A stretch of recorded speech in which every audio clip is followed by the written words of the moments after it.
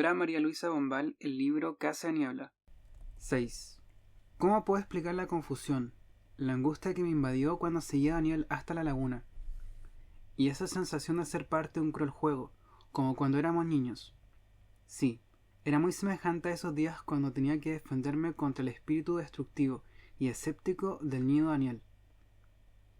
Escúchame, Helga, ¿acaso no me dijiste que debajo de esa piedra había un sapo con una corona de oro? Claro que sí. Mira, acabo de levantar esa piedra, y allí no hay nada.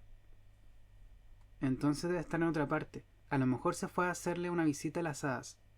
Mentira, el sapo no está con las hadas ni en ninguna parte porque no existe. Escúchame, Helga, me dijiste que debajo de las conchas marinas de color blanco uno podía encontrar a pequeñas sirenitas de pelo verde. Sí, por supuesto. Bueno, pasé todo este mes en la costa con mi tío Manuel, y cada vez que bajábamos a la playa, daba vuelta a todas las conchas blancas que me encontraba, pero nunca había una sola diminuta sirena. Tal vez no dabas vuelta a las conchas donde habitan las sirenitas. No, lo que pasa es que las sirenitas nunca han existido, excepto en tu imaginación. Escucha, Helga, me dijiste que había visto un carruaje bajo los sauces. ¿Me estabas diciendo ahora? Sí. Bien, mira esos sauces que están allá, y dime si un carruaje pudo detenerse bajo ellos. Por un lapso, no sé cuánto, me quedé inmóvil, y en silencio al lado de Daniel, sin la voluntad de creer lo que mis ojos estaban viendo. Los sauces, era solo posible ver su follaje. Los troncos estaban casi completamente sumergidos en el agua de la laguna que había aumentado su caudal con el descongelamiento de la primavera. Y era en realidad prácticamente imposible que un carruaje se hubiera detenido bajo los sauces o hubiera llegado cerca de ellos, sin haberse hundido en el lodo. ¿Estás ahora convencida de que tal carruaje no existió y que tuviste una alucinación? No respondí. Estaba atónita. Mira, alguien está en el bote de Andrés, exclamó Daniel. ¡Andrés! ¡Andrés! Grité con mis esperanzas que volvían a renacer en un torbellino. Andrés también vio el carruaje. Daniel, no pudo ser una alucinación, porque él también lo vio. ¿Estaba Andrés contigo? Sí y no. Él estaba nadando cerca de las islas, cuando... ¿Estaba nadando cerca de las islas? Interrumpió Daniel. ¿Por qué? ¿Qué estaba haciendo ahí? Estaba buscando el anillo de Teresa. Le expliqué traicionando sin querer el secreto de Andrés en mi ansiedad por llegar a la raíz del asunto. Pero Daniel ya no estaba escuchándome. Oiga, usted, ¿quién le ha dado permiso para cruzar la laguna? Le gritó a un campesino que, de pronto, apareció ante nosotros. Tengo estrictamente prohibido a los de la otra casa que entren en mis tierras. Si quieren trabajar al servicio de mi hermana, eso es asunto suyo, pero ordeno no usar mis caminos o pasar por mi hacienda. Bueno, por supuesto que usted tiene toda la razón, don Daniel, contestó de manera seria. Sin embargo, usted debe considerar que es muy difícil para nosotros viajar por ese largo desvío que pasa fuera de su propiedad. Esa no es razón para forzar los candados a mis tranqueras y venir a cazar patos. ¿O no, don Daniel? Es verdad que a veces saltamos a alguna de sus tranqueras, pero nunca se nos ha ocurrido venir a perseguir los patos.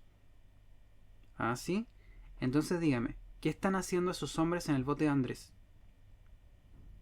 Cuando íbamos pasando camino a la villa, vimos al muchacho nadando por ese lado, y cuando veníamos de regreso a la casa de la condesa, vimos esto, dijo mostrándonos el chaleco, los pantalones de lino y las sandalias de Andrés, dispersas en el suelo entre los junquillos.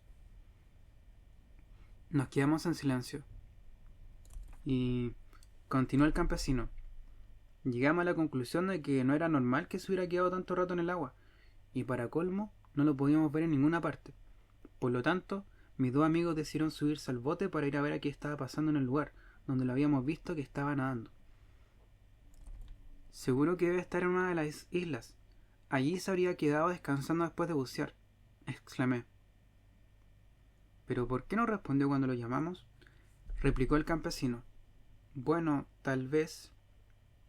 Cállate, Helga, interrumpió Daniel, nervioso, dando un puntapié en el suelo. Le prohibí estrictamente que anduviera buceando. Ya una vez estuvo a punto de ahogarse, y ahora vuelve a hacerlo. ¿Pero por qué? Estaba diciendo cuando Daniel explicó. ¿Que no sabes que allí hay un tupido laberinto de plantas acuáticas largas raíces? Allí donde... Tú muy bien sabes dónde, afirmó, y con un rápido movimiento se dirigió hacia la orilla de la laguna. Me quedé sola con el campesino, quien, visiblemente preocupado, observaba de reojo a sus dos compañeros en el bote cerca de las islas. ¿Usted trabaja en la otra casa? Me oí preguntarle mientras me latía fuerte el corazón. Sí, señora. Varias personas se están quedando allí, ¿verdad? No, señora. ¿No llegó el señor Landa esta mañana? No, señora, no llegó nadie. Además, la condesa acaba de enviarnos una carta ordenándonos que cerremos la casa. ¿Está seguro de que nadie llegó esta mañana? Bueno, estoy totalmente seguro, señora, porque yo soy el mayordomo de la casa. Mire, Lisandro, gritó Daniel, al campesino devolviendo sus pasos. Parece que sus compañeros están enviando señales desde allá, desde el lugar donde el muchacho estaba nadando. Sí, claro que sí, y parece que están agachados, como si hubieran descubierto algo. Bendito Dios, ojalá que el travieso Andrés no haya vuelto a sus andadas, y esta vez se haya ahogado.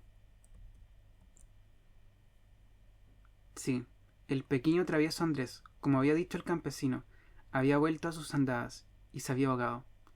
Y fue en su propio bote que su pobre cuerpo, medio desnudo y con el cabello cubierto de lodo, fue traído de regreso a la orilla de la laguna. Andrés, Andrés. Me arrodillé a su lado, me atreví a tocar su frente fría, y rocé una de sus manos, firmemente empuñada. Volví a llamarlo. Andrés, Andrés. Pero no me respondió. Para siempre estaba silenciada esa voz que podría haber dicho: no, la señora definitivamente no tuvo una alucinación, porque yo también vi ese carruaje. Y ahora que Daniel se había llevado el cadáver, ahora que todos se habían ido, tendida entre los junquillos, comprendí, finalmente, que esa noche de amor que mi inconsciencia rechazaba había sido, sin embargo, mi única fuente de paciencia y tolerancia. Que debido a ese ardiente recuerdo había aceptado vivir y envejecer sin ninguna esperanza de felicidad, en ese lugar desierto y por siempre rodeado por la niebla. Porque ahora sabía que todo había sido un sueño. La vida me parecía un largo y tedioso camino sin propósito alguno, en el cual con el tiempo envejecería y moriría sin haber conocido el amor. Daniel se había ido sin una sola mirada de compasión hacia mí y mi desesperación. Sí, a través de mi lastimosa confesión, había destruido toda posibilidad de un futuro entre nosotros. Mi futuro sería la vergüenza, el vacío y la tristeza. ¿De qué valía vivir? Era 1000 veces preferible morir. Sí, morir antes de convertirse en aquella resaca que la corriente de la vida desecha. Después de todo sería tan fácil. Bastaba regresar a la laguna, internarse en el agua hasta no tocar fondo, y entonces, nada. Nadie vendría a detenerme, a rescatarme de aquellas aguas lodosas, rondadas por la tristeza. Pero estaba equivocada. Muchos años han pasado de los sucesos que estoy relatando, y sin embargo, vivo en mi memoria puedo oír el grito conmovedor que me alcanzó justo en el momento en que, sin tocar fondo, me hundí en el agua. —¡Helga, no! ¡Detente! —gritaba Daniel. Un segundo demasiado tarde. 7. Y ahora con el objetivo de obtener una clave para los siguientes sucesos que se desarrollarán en esta historia, mi lector tendrá que abandonarme e ir hasta Daniel, una hora antes, cuando estaba llevando el cadáver de Andrés a la casa. Pobre niño, depositaron su cuerpo tan delgado y tan frío sobre la mesa de mármol del salón principal, y allí permaneció, extendido, con los párpados semiabiertos sobre sus pupilas que la muerte empezaba a opacar.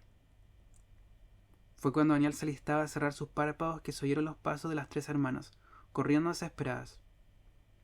Por un largo momento dominó el silencio alrededor de la mesa de mármol. —Andresito —susurró una de ellas. Y Daniel la vio afanada rodeando el cuerpo del muchacho ahogado, como si estuviera enfermo o dormido. —Andrés, pobre Andresito. No es posible, Dios mío. —Bendito Dios. ¿Qué has hecho, Andrés? Y mientras una le cerraba los ojos y la otra le alisaba un mechón de pelo cubierto de lodo y le daba un beso en la frente, Clara tomó la mano de su pequeño hermano para enderezar sus dedos fuertemente empuñados. Entonces algo cayó de su puño, medio abierto, y rodó por el piso de mármol. Un anillo. Es el anillo de doña Teresa, exclamó Clara en un grito estridente, cuando Daniel lo recogió y se lo mostró en su mano extendida. Maldigo ese anillo, lo maldigo, repetía Clara con sollozos histéricos. Fue el ánima de doña Teresa la que lo mató. Fue ella quien lo trajo hasta el fondo de la laguna para matarlo, cuando todo el tiempo fuimos tan leales con ella. Por siempre hemos mantenido su terrible secreto, la hemos protegido con nuestro silencio y nuestras oraciones. Hemos protegido su alma ya condenada. No, Clara, no, la interrumpió Serena consternada. Estás en un grave error, Clara. No fue doña Teresa quien mató a Andresito. Fue el mismo Dios. Fue Dios quien nos castigó a nosotras por haber mantenido el secreto de su crimen, por haber protegido a la maldad y no a la inocencia. Dios. Cálmate, Serena, ordenó Amanda. Las dos deben calmarse. No, Amanda, es Dios quien desea que hablemos. Mira cómo él ha utilizado la mano de Andresito para traer la verdad. Deben hablar. Es lo que nos dijo cuando hizo que el anillo cayera a nuestros pies. ¿Por qué nos mantuvimos calladas? Porque queremos a Daniel. Por eso nunca dijimos una sola palabra, afirmó Amanda en tono impetuoso. Porque lo queremos, y no para mantener el secreto de una mujer que no se merecía nada. Dios lo sabe. Por lo tanto, él no iba a querer castigarnos por tratar de salvar a Daniel de tanto sufrimiento. Sí, pero también guardamos el silencio, porque teníamos miedo, interrumpió Clara con esa misma voz estridente, como si estuviera poseída. Teníamos miedo al fantasma de doña Teresa, temerosa de su venganza, temerosa de que se nos apareciera como se aparece en la laguna. Admítelo, Amanda, teníamos miedo de su alma atormentada. No, no. Te desafío a que vuelvas a decir no. Te desafío a que jures aquí, ante el cadáver de tu hermano. Después de dar una mirada al cuerpo de Andrés, Amanda estalló en llanto y salió corriendo, mientras Daniel la seguía gritando. ¿Qué es lo que sabes que me haría sufrir? Habla. ¿Qué hizo Teresa? Dime. Amanda se había dejado caer en uno de los bancos de la antesala y ahora sollozaba desesperada. Siempre te hemos querido como un hermano, Daniel, aunque ahora sea nuestro patrón. Se lamentó tomándole la mano y hablándole en ese tono familiar que ambos usaban cuando éramos niños y jugaban juntos. Soy tu hermano, exclamó Daniel, profundamente emocionado. Siempre las he querido, a pesar de mis modales desagradables, y a Andrés, que siempre trataba tan mal, a él también lo quería mucho. Fue Teresa quien lo mató, dijo, de nuevo, la voz implacable de Clara, que acababa de aparecer en el umbral, acompañada de Serena. Amanda, tú eres la mayor, y a ti te corresponde decirle a Daniel toda la verdad con respecto a Teresa. Pero si tú no lo haces, yo y Serena le contaremos todo. Pero hablen de una vez, estalló Daniel. Teresa, mi pobre Teresa, ¿de qué cosa terrible te están acusando? De no haberte amado nunca, declaró Amanda, con una voz solemne y temblorosa. ¿De no haberme amado nunca? Repitió Daniel. Sí, ella nos decía una y otra vez, cientos de veces que no te amaba, y cuando lo decía siempre estaba sollozando. Lloraba el día entero cuando tú no estabas en la casa. Nos contó que estaba enamorado de otro hombre, Daniel. Sí, otro hombre que no quiso casarse con ella, y por eso se casó contigo, por despecho, y porque tenía mucho dinero. Ella fue quien nos dijo esto, Daniel. No es verdad, mentira, exclamó Daniel, luchando por no creerles. Están equivocadas, se han vuelto locas. ¿Por qué están inventando todo esto? No lo estamos inventando. Ella misma nos contó todo esto. No es cierto. Si fuera verdad, no les habría contado a ustedes. Habría estado loca si lo hubiera hecho, tan loca como ustedes en este momento. Loca. Estaba loca, Daniel. Tan loca que salió para matarse. ¿Matarse? Dijiste matarse. Y claro, también les contó que se iba a matar, gritó Daniel enfurecido.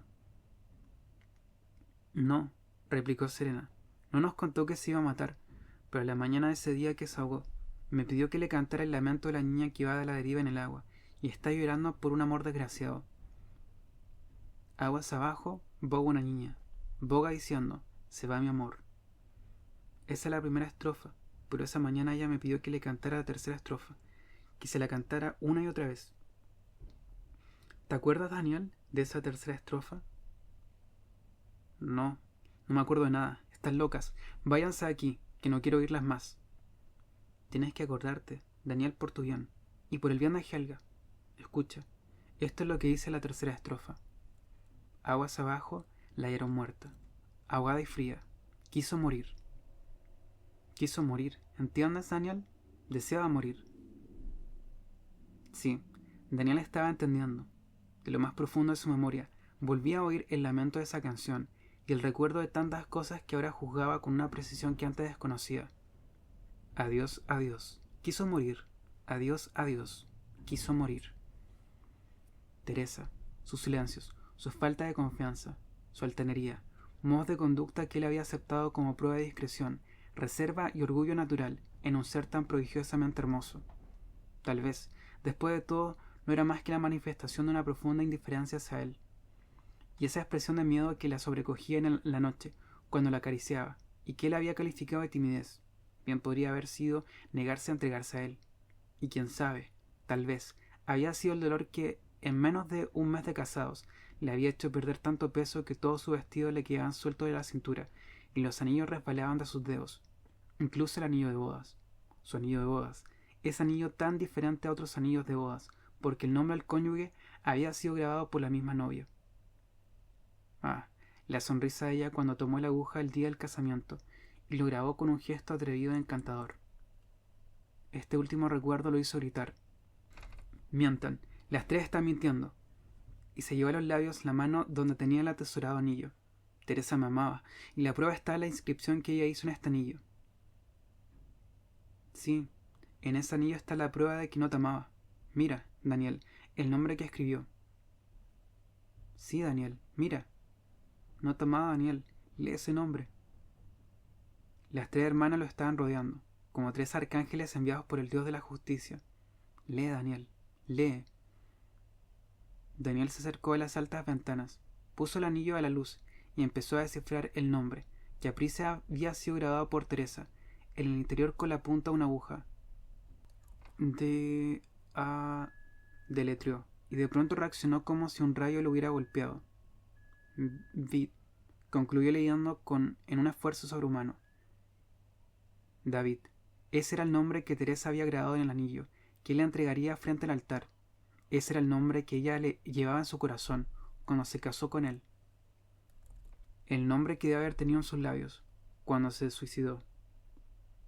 Corrió a la puerta, la abrió, respiró hondo, como si estuviera a punto de ahogarse, y se dejó caer en los peldaños de la escalinata de la entrada. No me quería, murmuró. No me amaba. Repitió con voz sorda hasta que Amanda por fin tuvo el coraje de ir donde él. No te amaba, pero Helga sí que te ama, le dijo. Él movió la cabeza con una mirada perdida. Sí, Helga te quiere mucho, siempre te ha amado hasta el punto del sacrificio y la negación de sí misma. Se mantuvo en silencio como nosotras y te ocultó la verdad, creyendo que la escondía también de nosotras. Ocultaba la verdad acerca de esa mujer, por quien tú la has maltratado a ella. De repente Daniel pareció volver a la vida. ¿Lo sabía Helga?, preguntó levantando la cabeza. Sí, Daniel, lo sabía. Fue Teresa misma quien nos dijo que Helga lo sabía. 8. Sí, yo lo sabía, pero Dios es testigo de que nunca pasó por mi mente ni la sombra del deseo de querer decirle a Daniel lo que yo sabía. Incluso había olvidado que lo sabía, porque era muy fuerte mi convicción de que si le revelaba esa escena que había presenciado, destrozaría para siempre el corazón de Daniel. Y ahora que han pasado tantos años, no puedo recordar sin un sentimiento de angustia esa terrible escena donde veo a Teresa de regreso a la iglesia con su deslumbrante vestido de novia. Ahora debes aparecer por un breve momento en el salón de los invitados. Luego, en cuanto puedas, regresar al segundo piso y ponerte tu traje de viaje, le decía tía Mercedes a su hija, que se mantenía inmóvil frente al espejo de su dormitorio. Aunque puede resultar desilusionante para los invitados, Daniel me dijo que esté lista pronto para partir a su hacienda. Helga, apúrate, recoge la cola del vestido de tu prima y baja con ella. Mientras tanto, yo me encargo de las maletas. Oh, Teresa, te ves tan hermosa. Sabes que cuando entraste a la iglesia al brazo de tu padre, la gente se emocionó tanto que estaba con lágrimas en los ojos. ¿Y notaste que afuera había una multitud esperando para verte salir? Me imagino que nada de eso le ocurrió a la muchacha Viana, aunque se haya convertido en una condesa. esa advenediza que ni siquiera se tomó la molestia de venir a la boda de su hermano. «Déjame sola, Helga», gritó Teresa con voz alterada, mientras yo, siguiendo las órdenes de tía Mercedes, me agachaba para recoger la cola de su vestido. Pálida y con los ojos encendidos, temblaba de pies a cabeza. «Hijita querida, ¿qué te pasa?», le preguntó tía Mercedes acercándose ansiosa. «Y tú también, déjame sola, las dos déjenme sola», gritó una vez más mientras estallaba en llanto. «Mi hijita, ¿qué sucede? Dios mío, debe estar agotada, tal vez se ha vuelto a poner nerviosa. Helga, ve rápido y tráeme el agua de azahares que tengo sobre mi tocador. Después baja y llama a Daniel». «¿Daniel? ¿Para qué?», exclamó Teresa sobresaltada. «Pero si es tu marido». «No, él no es mi marido, y más aún, no iré con él a ninguna parte». «Teresa, hija mía», tartamudeó tía Mercedes. «¿Por qué dices esto?». «¿Por qué? ¿Por qué? Porque tú sabes muy bien que no lo quiero». «Vamos», dijo tía Mercedes mirando con cierta ansiedad donde yo estaba. «Si no hubieras estado enamorada de este joven, por supuesto que no te habrías casado con él. El problema es que ahora estás demasiado cansada. Tanto tiempo sentada para que te tomara las fotos. Debe. Apúrate, Helga. Ve una vez y haz lo que te dije». «No, quédate, Helga. Quiero que te quedes. Si bajas a llamar a Daniel, te juro que me tiro por esa ventana», gimió Teresa y se arrojó a la cama llorando con fuertes sollozos. «Ponle llave a la puerta, Helga. Alguien viene», me ordenó tía Mercedes. «Y tú, madre, ándate. Te ruego que te vayas. Quiero estar sola con Helga. Ándate, por favor». «Como tú lo desees», replicó tía Mercedes en un tono seco, recuperando el control como por encanto. «En todo caso, yo ya estaba anticipada a todo esto. La verdad es que nunca deberíamos esperar gratitud de parte de nuestros hijos. ¿Qué se le va a hacer? Así es la vida. No obstante, te ruego, Teresa, que pienses en tu padre, por su bien. No puedes seguir actuando de esta manera. Terminarías matándolo». «Ya, madre, ya. Te prometo que trataré de tranquilizarme. Pero por favor, déjame ahora llorar sola».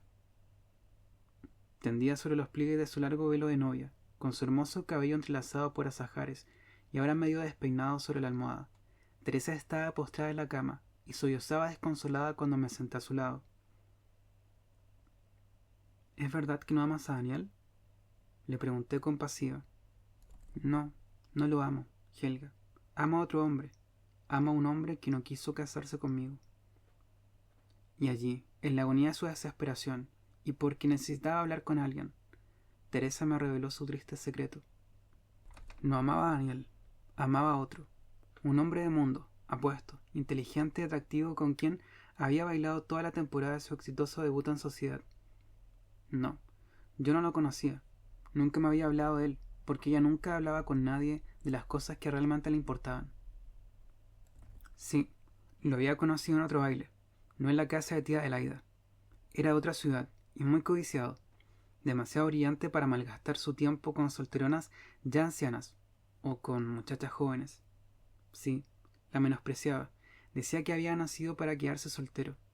Sin embargo, con ella había sido diferente. Él había demostrado su interés por ella en público, la había cortejado, y esto había causado tanta sensación como la belleza de Teresa. Muy pronto todas las mujeres estaban celosas de ella. Si se hubiera casado con él, se habría convertido en una verdadera luminaria, tanto entre la gente elegante del país como en las capitales de Europa, donde seguramente la habría llevado después de la boda. Pero eso no era todo. Si se hubiera casado con él, habría sido también la mujer más feliz del mundo, porque se había enamorado perdidamente de él en el momento mismo en que hizo una leve reverencia y le solicitó el primer vals. Pero ya estaba por terminarse la temporada, y su admirador aún no le proponía matrimonio. Aún peor, él evitaba con mucho cuidado el menor gesto, la más mínima palabra que lo pudiera comprometer, tanto a nivel formal como personal.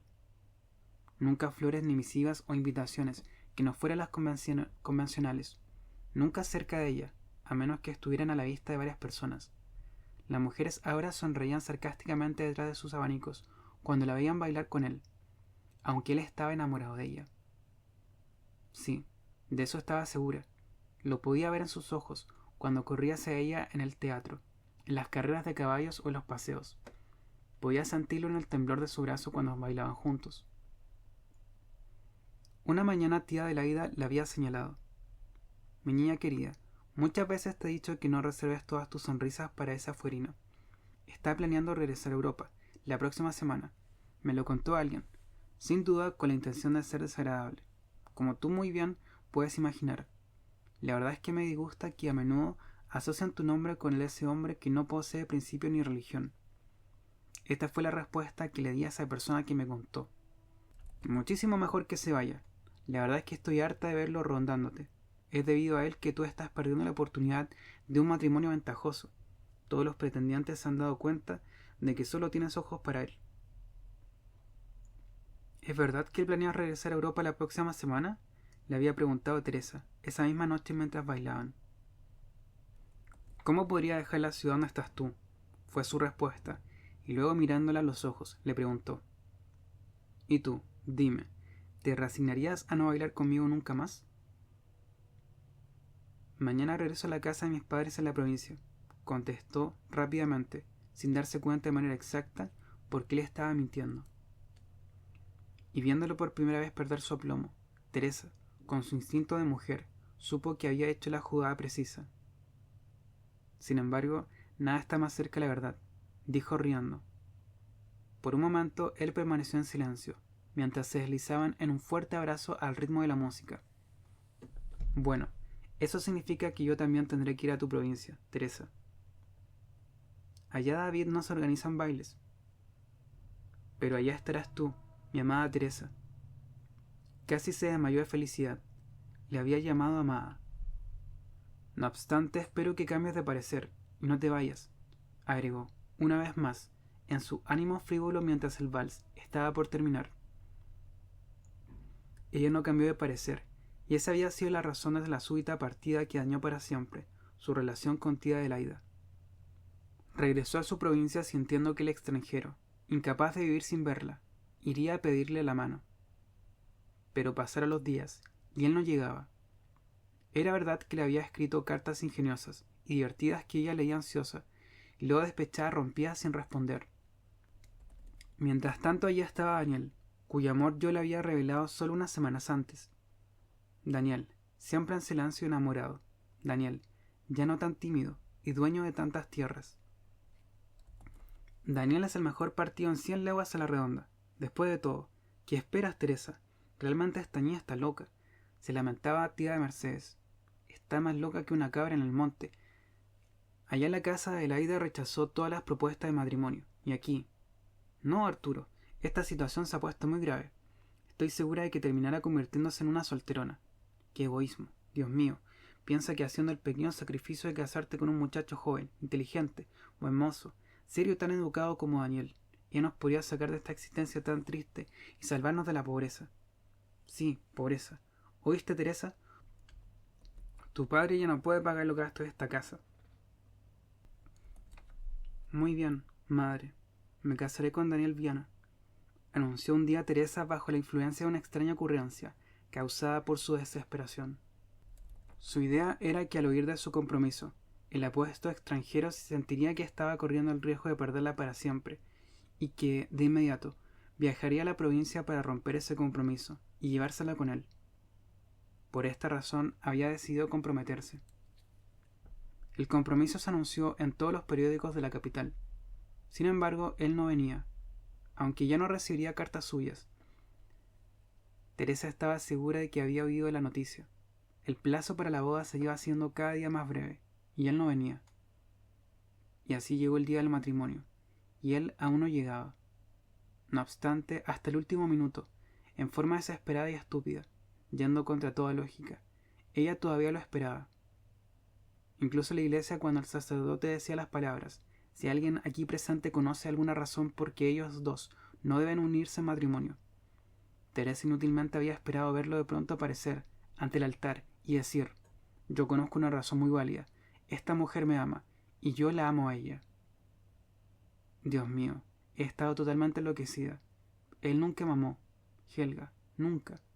Se lamentaba Teresa. Sí, qué locura la suya. Había querido jugar con la vida, y la vida, para castigarla, estaba ahora jugando con ella. Y tener que irme con un hombre que no significa nada para mí, aunque sea mi esposo, mientras. Abrumada, espantada, aniquilada, yo escuchaba la turbulenta confesión de esta muchacha, que en su locura no había vacilado en sacrificar la vida y el corazón del hombre que yo adoraba. Mientras aún amo a David, con verdadera desesperación. Por fin, me puse de pie e inclinándome sobre el lecho, posé una mano firme en el hombro de mi prima. Teresa, jamás lo debe saber Daniel, jamás. Le dije con toda la fuerza que pude reunir, y esas fueron las últimas palabras que le dirigí en mi vida, porque tía Mercedes estaba golpeando en la puerta. Nunca olvidaré la mirada que me dio Teresa, en ese momento, y cómo sus ojos no dejaron de seguirme. Daniel jamás lo sabrá, te juro que nunca lo sabrá, Helga, me dijo luego en voz baja, cuando me daba un beso para despedirse y partir con Daniel a la hacienda. Y muchas veces después, me pregunté si el clamor de mi corazón le había hecho darse cuenta de mi amor hacia Daniel. 9. Mi intuición estaba en lo cierto. Teresa se había dado cuenta de que yo amaba a Daniel, y solo siendo capaz de cumplir parte de la promesa que me había hecho, hizo la confidencia a las 3 hermanas que acababan de contarle todo a Daniel. Y así ahora Daniel sabía que yo siempre lo había amado, y que aunque conocía el secreto de Teresa, nunca se lo había revelado. Entonces sentí una profunda compasión por mí. Mirando hacia el pasado, podía verme como esa niña desgraciada, maltratada y despreciada, construyendo un mundo de sueños y fantasías, como aquel refugio al cual ella lo invitaba a entrar. Recordaba ahora cómo, cuando era un niño, rudo y voluntarioso, se había aprovechado de mi cariño, cómo me había forzado a cortar la trenza de Teresa, y cómo a pesar de eso, había guardado el secreto para protegerlo a él. Me volví a ver bordando en silencio el ajuar de Teresa, mientras él, muy cerca en el salón, le daba un beso a ella. Y enseguida, de manera aún más vívida, recordó nuestra noche de bodas y el largo invierno de nuestro matrimonio, en el cual, como siempre, me mantenía en silencio cuando me hería y me trataba, en forma cruel, ridiculizándome y destruyendo mis sueños. Y sintió dolor. Tuvo que ponerse la mano en el corazón, porque literalmente le dolía pensar en todo el daño que me había hecho. A mí, cuyo único crimen era haber sido la mujer que lo amaba. Y por esta razón lo invadió el irresistible deseo de correr hacia mí, arrodillarse, pedirme perdón, y tomarme en sus brazos para decirme que me amaba. Sí, que me amaba, porque el milagro ocurrió, y de pronto, él vio claro y con asombro, que sin saberlo, había estado enamorado de mí por mucho tiempo. Liberado al fin del dolor causado por la muerte de Teresa, incapaz ya de pensar en ella, excepto como alguien que había conocido una vez. Su alma oscura y frívola lo llenaba de tristeza y repulsión, y finalmente logró comprender que era a mí a quien amaba.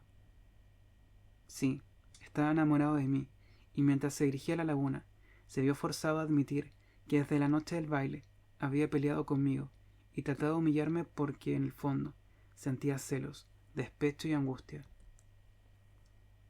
Despecho porque sospechaba que yo había cambiado y ahora me portaba indiferente hacia él. Angustia, porque ya no podía sentir a su lado el leal y silencioso amor que yo le prodigiaba y al cual se había acostumbrado. Y celos de todos esos hombres que podrían acercarse a mí, porque desde el momento en que me había visto tan hermosa, con mi vestido de baile, me había deseado de manera intensa. Todo esto, en definitiva, comprendió mientras llegaba a la orilla de la laguna, y me veía allí en un acto que... Fue entonces cuando pegó un grito, y se lanzó al agua, y mientras luchaba por salvarme, supo que yo era lo más preciado que tenía en el mundo, y que la vida sin mí no tendría sentido alguno para él. Sin embargo, cuando recobré la conciencia, no me di cuenta de inmediato de que había retornado a la vida en los brazos de un esposo que ahora tanto me amaba.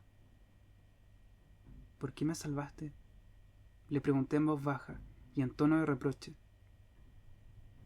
¿Y tú, por qué me mantuviste en silencio acerca de Teresa y ese hombre que ella amaba? Porque no quería herirte como me has herido tú, porque no quería destruir en ti todo deseo de estar vivo. ¿Es tanto lo que me quieres? Sí, tanto ha sido lo que te he amado, aún antes de conocer el significado de la palabra amor. Y conmovida, me di cuenta de que, al revelar mi amor por él, había pronunciado las palabras que él, desde la noche del baile, había estado deseando escuchar. Helga, eres tan buena, tan frágil, tan tierna. Pensar que te he ignorado por Teresa, quien siempre me ocultó la verdad. Ignorarte a ti, que siempre me has amado, que nunca has comprendido lo que significa lo no verdadero, excepto en tus sueños, exclamó, cubriéndome de besos. De este modo, lo que había considerado la mayor desventura de mi vida, era en realidad la causa de mi mayor felicidad, porque solo debido a que mi aventura no había sido más que un sueño, y no había conocido o amado a otro hombre, excepto a mi marido, es que ahora, finalmente encontraba el amor de Daniel. 10. Había llegado la primavera, y con ella todo lo que quedaba de la niebla desapareció. En la laguna ya no rondaba Teresa. Se podía oír el croar de las ranas extendiéndose, como un sonsonete de cristal. En los bosques también se oía la melodía de los manantiales, y el filo de las sierras en los aserraderos. Y sin embargo, en nuestras largas caminatas por el bosque, tomados de la mano, felices y enamorados, nunca Daniel y yo encontramos el árbol de la felicidad y su propia melodía. Y por esta razón, a pesar de mí misma, a menudo sentía un temor persistente que interrumpía mi risa y oscurecía mis sentimientos. Si te gusta mi contenido, te invito a suscribirte.